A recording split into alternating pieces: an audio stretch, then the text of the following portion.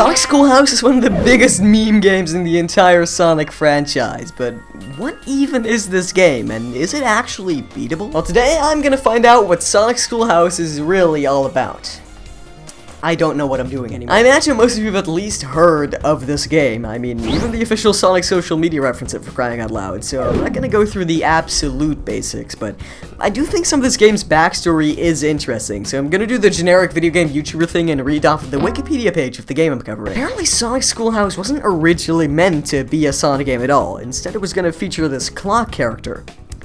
I guess that explains why everyone besides Sonic has made my worst nightmares. The game was developed by BAP and Orion Interactive.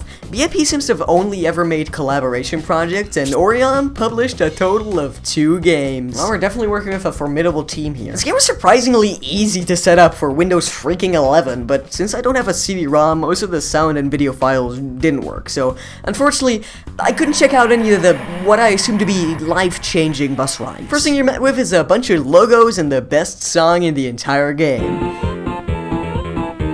It's the Gumball minigame song from Sonic 3. And after that, I'm Sonic the Hedgehog.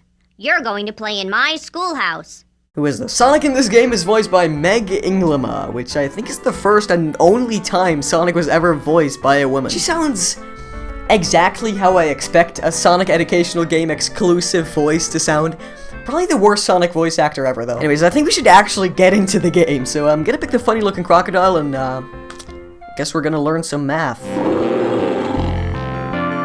What was that? So because I know you guys are very curious about the gameplay loop of Sonic Schoolhouse, this is basically how the progression works. You get dropped into Sonic Schoolhouse and can partake in 4 subjects: math, spelling, reading, and math. Once you enter one of the doors, so the basic classroom layout and the setup is the same for every subject. There's a main room where Sonic's just sort of chilling, which contains 4 doors and leads off into this big room where Dr. Robotnik will try to get in your way. There's different collectibles for each subject. For math, it's numbers, for spelling, it's letters, and for reading, it's these balloons with pictures on them. In order to answer the questions on the blackboard and open the door to the next room, you need to bring the correct collectibles to it. So if it's a blackboard that says bear on it, you must grab the balloon with the bear on it, go back and click on it to open the door. Oh, well, that sounds pretty simple, right?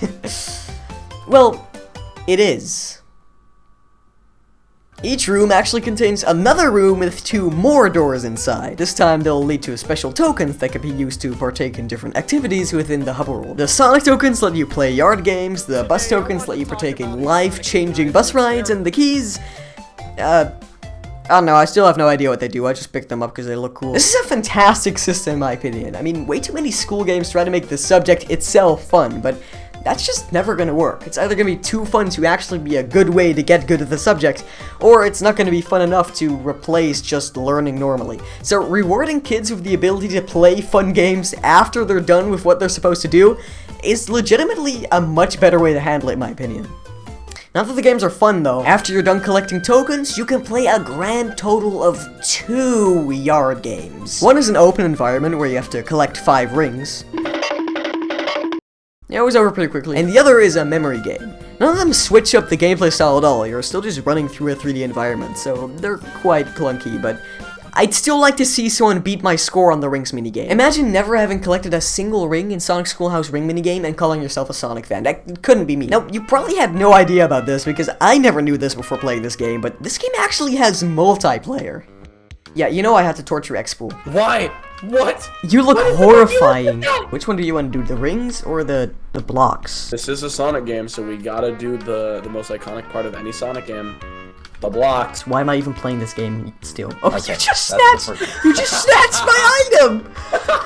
I think this is the funniest game I've ever played. Competitive Sonic Schoolhouse is unironically pretty fun. It's just fun to see who can answer the most questions the quickest, and then publicly shame them when they get less questions right than you. I answered 6 correctly, right, in 4 minutes. X-Pool.